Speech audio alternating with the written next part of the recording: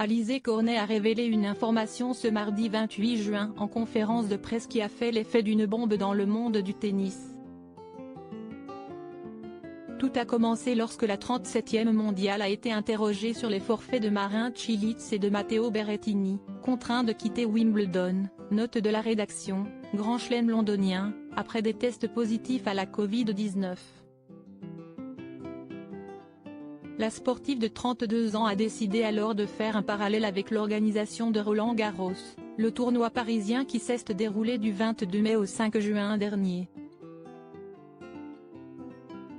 Elle a ainsi révélé l'existence d'un foyer épidémique pendant la compétition, qui aurait été volontairement passé sous silence.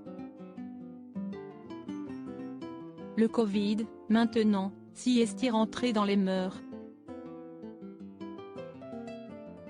Il y a les vaccins. Il y a toujours eu des blessures et des maladies. À Roland-Garros, il y a eu une épidémie de Covid-19 et personne n'a parlé. Dans les vestiaires, tout le monde l'a eu et on n'a rien dit, a déclaré la Niçoise, devant les journalistes totalement stupéfaits par ce qu'ils venaient d'entendre.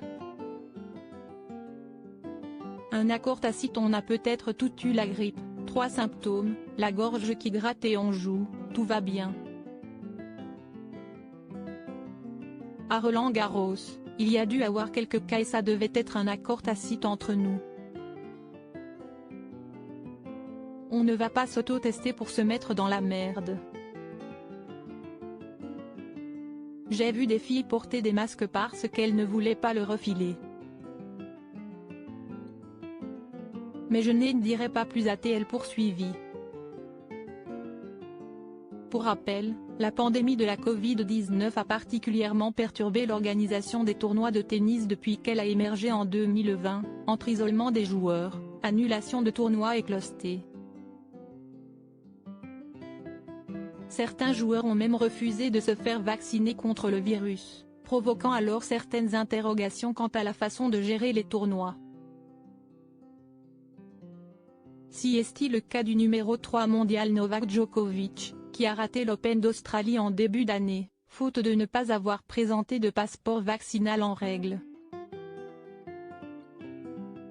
Il avait tout de même réussi à participer à Roland-Garros en mai dernier puisque la directrice du tournoi Amélie Mauresmo avait jugé qu'en l'état actuel des choses, rien ne s'oppose à sa participation.